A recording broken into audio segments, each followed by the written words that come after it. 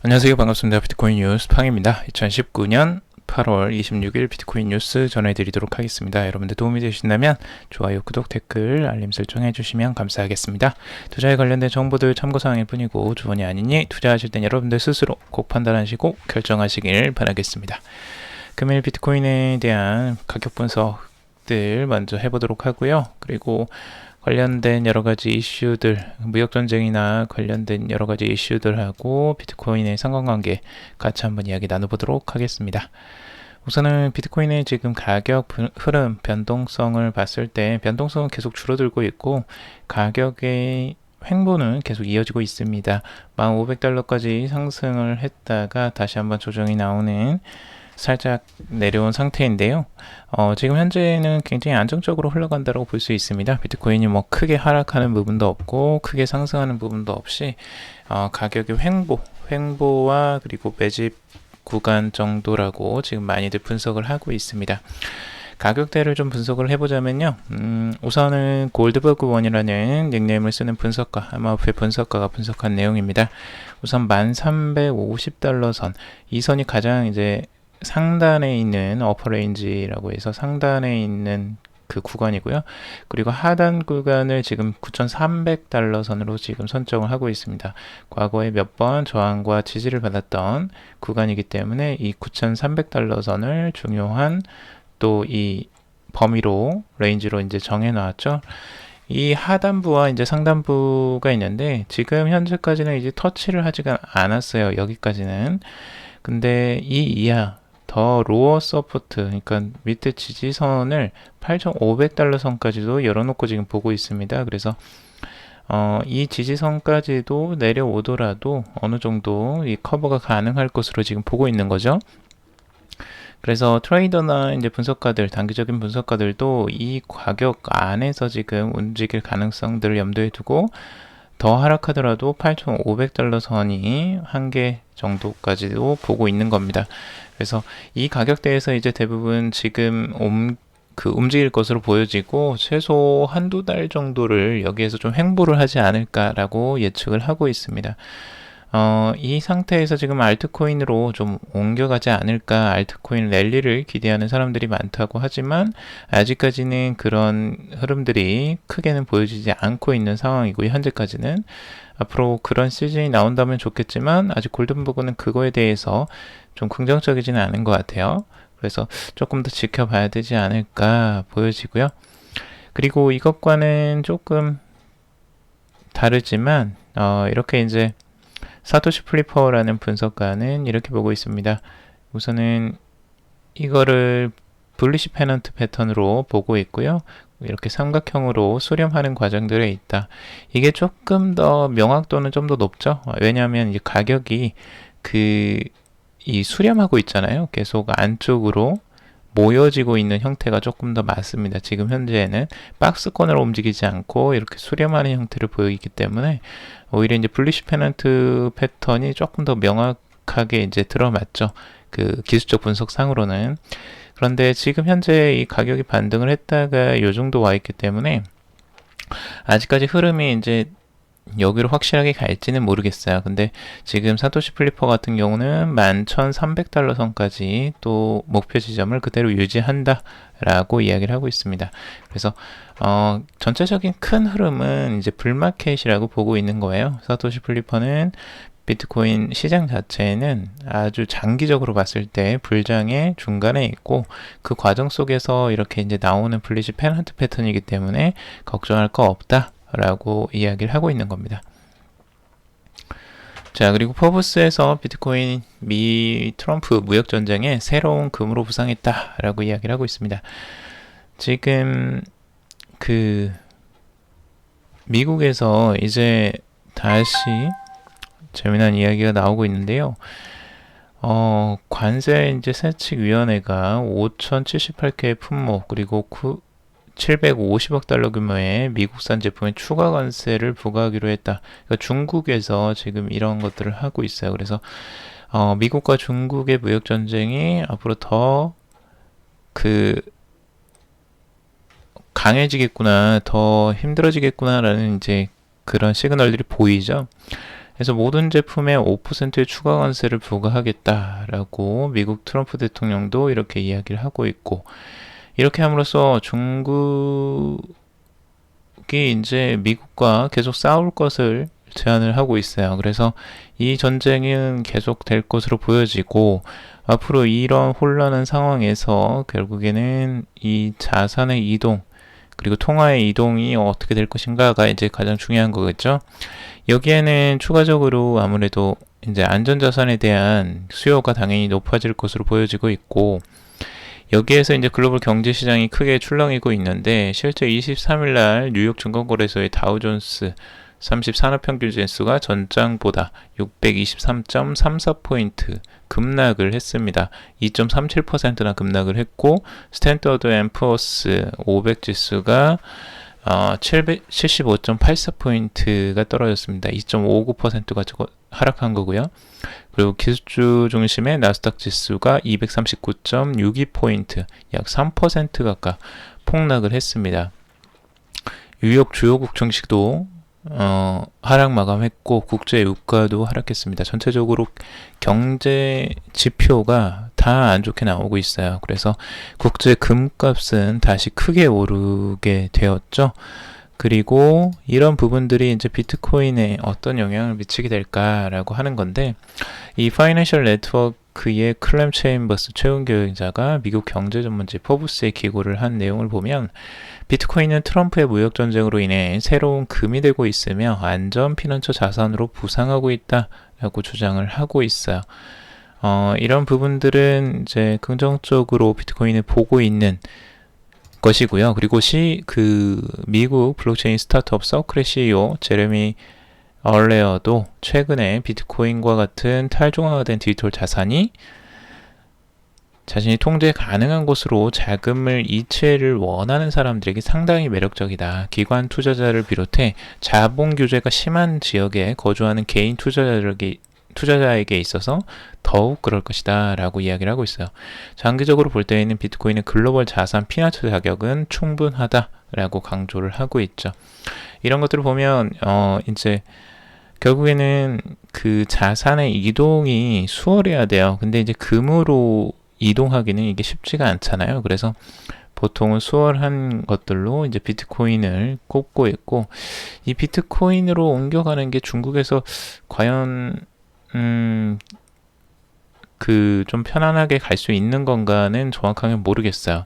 우선은 비트코인은 이제 거래 내역이 남기 때문에 그런 부분을 추적을 당하면 중국에서 또 큰일이 일어나지 않을까, 이런 걱정도 되는데, 뭐 제가 걱정할 건 아니지만, 우선은 그런 부분에 대한 우려가 있어도 아무래도 이제 그냥 위안화를 들고 있는 것보다는 그게 낫겠죠. 뭔가 자산의 피난을 할 수 있는 곳이 있다는 거. 뭐 중국에서도 실제 자산을 해외에 투자를 하고 있고, 해외 부동산 투자도 하고 있고, 많이들 이제 자산이 옮겨가는 형태들을 많이 보여주고 있기 때문에 이제 그런 부분이 비트코인에 긍정적인 영향을 미칠 것이다 라고 분석하는 분석가들이 꽤 많이 있습니다. 자, 그리고 OKX 리서치 글로벌 양적 완화의 비트코인은 올해 14,000달러 될 것이다 라고 전망을 하고 있는데요.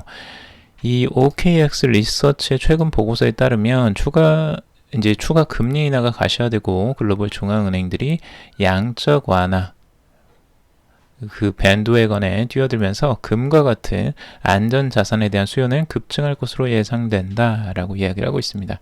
이 밴드웨건 효과라는 건 이제 다수의 움직임에 따라서 다른 사람들도 이에 따라가는 것을 보통은 말합니다. 근데 이것들이 인플레이션 해지 자산인 비트코인은 연말까지 그래서 14,000달러대로 오를 수 있을 것이다 라고 전망을 하고 있는데요.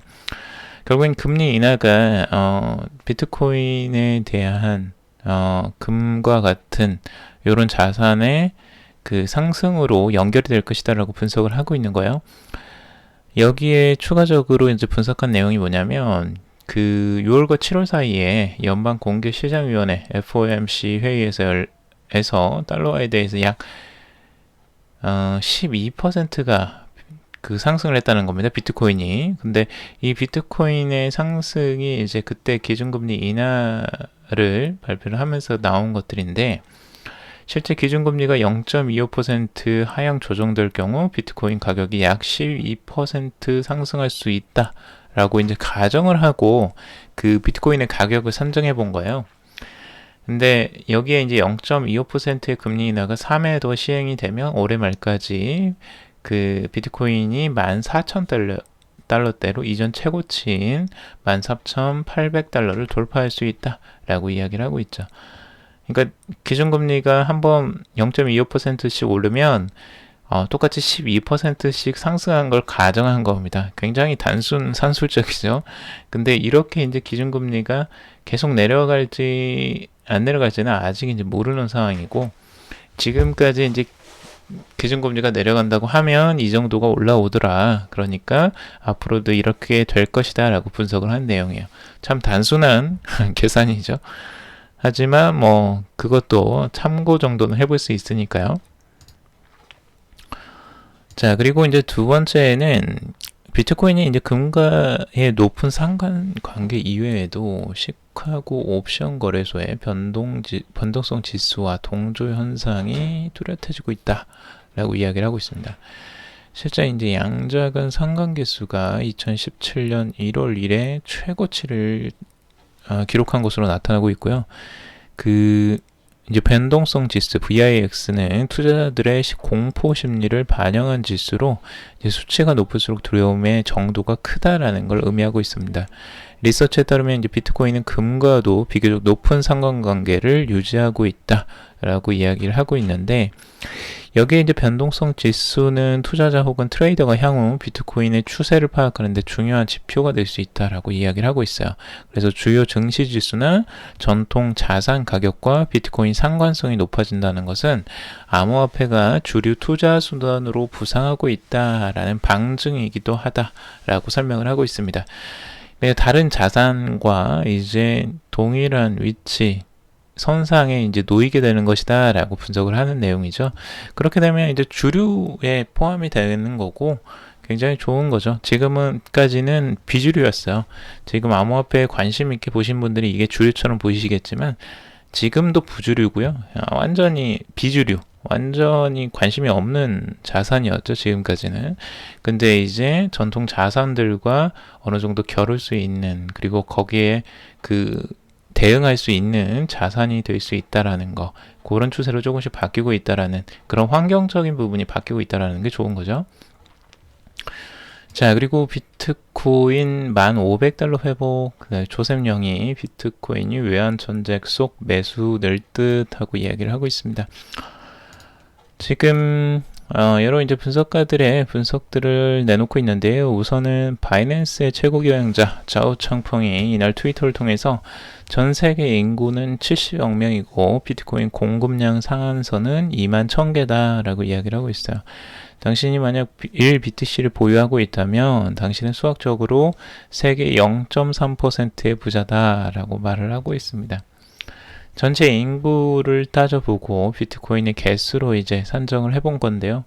뭐 앞으로의 먼 미래에 비트코인이 정말 이제 가치가 어마어마해지고 그만큼 귀중한 자산이 된다면 정말 이렇게 될 가능성도 있겠죠. 0.3%의 부자가 되는, 비트코인을 가지고 있는 것만으로도 엄청난 부자 소리를 들을 수 있는. 하지만 전체 인구 70억 명 중에 실제 이제 먹고 사는 걸 어느 정도 해결하고 이제 살아가는 그 경제 수준이 워낙 차이가 나고요. 우리나라 지금 현재 경제 수준이 굉장히 최상위권에 속하죠. 우리나라도 지금 경제 대국이라고 일컬어질 정도로 전 세계에서는 그래도 먹고 사는 데는 지장 없는 나라로 되어 있습니다. 그렇기 때문에 그냥 우리 자체가 그래도 세계적으로는 그래도 높은 경제 수준을 유지하고 있기 때문에 요거는 뭐 어찌 보면은 맞는 얘기가 될 수도 있겠죠. 0.3%의 부자, 뭐 전 세계적으로 보면 실제적으로 우리나라 경제 수준도 그만큼 높기 때문에 뭐 이렇게도 볼 수 있을 것 같습니다. 그리고 암호화폐 블록체인 전문가인 조셉영, 지정학적 리스크 증가와 함께 통화 정책을 격화되고 있어 비트코인과 금액에 매우 흥미로운 시기다라고 언급을 하고 있습니다. 이어 이제 애널리스트가 비트코인은 단기적인 가격 하락세는 경미한 것으로 보이며 외환 전쟁 속에서 더 많은 투자자들이 대체 가치 저장 수단인 비트코인에 투자할 가능성이 있다라고 덧붙이고 있죠. 그래서 전반적으로는 이제 그 가치 투자를 하는 사람들이 가치 저장 수단으로서 비트코인이 투자할 가능성이 높아지고 있다라고 다들 분석을 많이들 하고 있고요. 그리고 중국 통화정책위원회 전 위원이 페이스북 암호화폐 리브라 비주권 화폐로 성장이 가능하다라고 이야기를 하면서 대응을 해야 된다라고 이야기를 하고 있습니다.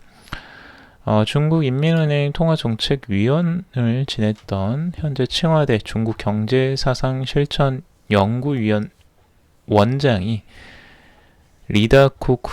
리다오쿠이라는 이분인데요. 페이스북 암호화폐 리브라가 중요한 비주권 화폐로 성장할 가능성이 있기 때문에 중국 정책 당국은 주요 기업이 리브라 협회에 가입하는 것을 고려해야 한다라고 주장을 하고 있습니다.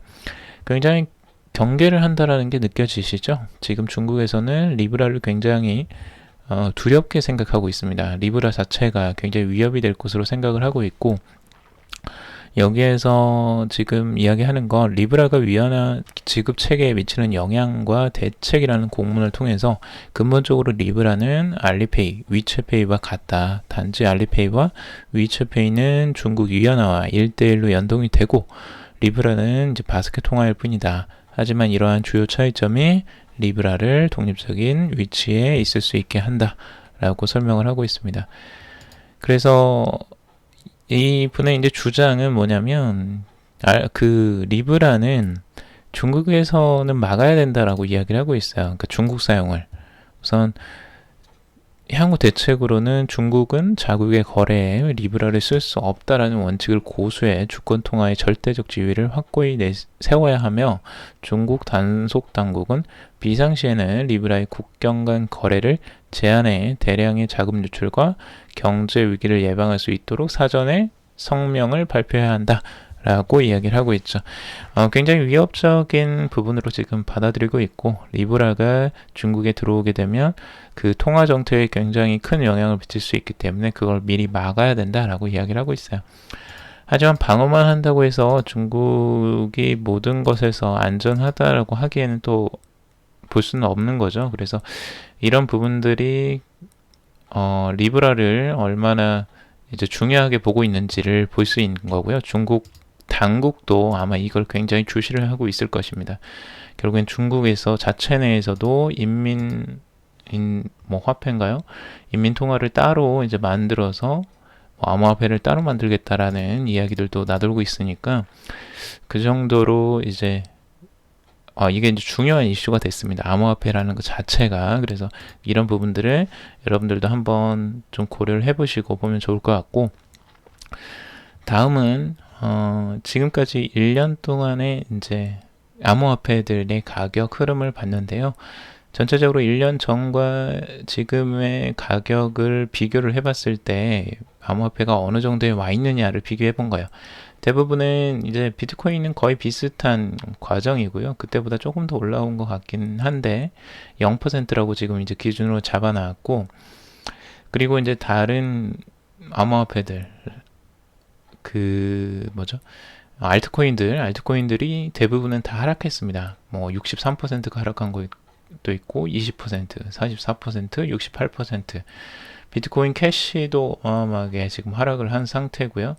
그 다음에 스텔라도 꽤 많이 하락이 되어 있는 상태고, G캐시도 다 지금 거의 다 대부분이 1년 전과 비교했을 때 굉장히 하락한 추세에 있는데, 유일하게 거기서 수익을 낸 알트코인이 하나가 있는데 그게 이제 바이낸스 코인이라는 겁니다. 지금 가격 방어가 그냥 가장 크게 상승을 했었던 그 코인은 바이낸스 코인으로 지금 위너라고 지금 이야기를 하고 있죠. 그래서 가격 방어를 굉장히 잘하고 있어요. 이 바이낸스 거래소에서 실제 통용이 되면서 의외로 가격 방어를 굉장히 잘하고 있는 BNB고요. BNB는 계속 소각을 하고 있죠. 그래서 자신의 코인을 지금 이익을 받던 순이익을 이 코인을 태우는 것에 쓰고 있습니다. 그래서 BNB 수량을 계속 줄여나가고 있죠. 그래서 그 가치를 계속 보존하고 유지시키려고 하는 그런 힘들이 지금 이 가격에 반영이 되는 것 같습니다. 44%라는 이 수익률은 결국에는 그런 전략이 있었기 때문에, 그리고 BNB가 계속 전략적으로 사용되게 만들었기 때문에 이게 가능했던 것 같습니다.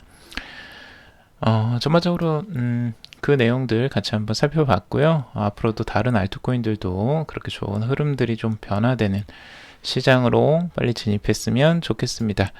자, 오늘 여기까지 정리를 해봤습니다. 여러분들 좀 도움이 되셨길 바라고요. 도움이 되셨다면 좋아요, 구독, 댓글, 알림 설정 해주시면 감사하겠습니다. 투자에 관련된 정보들 참고사항 일뿐이니 투자하실 땐 여러분들 스스로 꼭 판단하시고 결정하시길 바라겠습니다. 오늘도 들어오셔서 정말 감사합니다.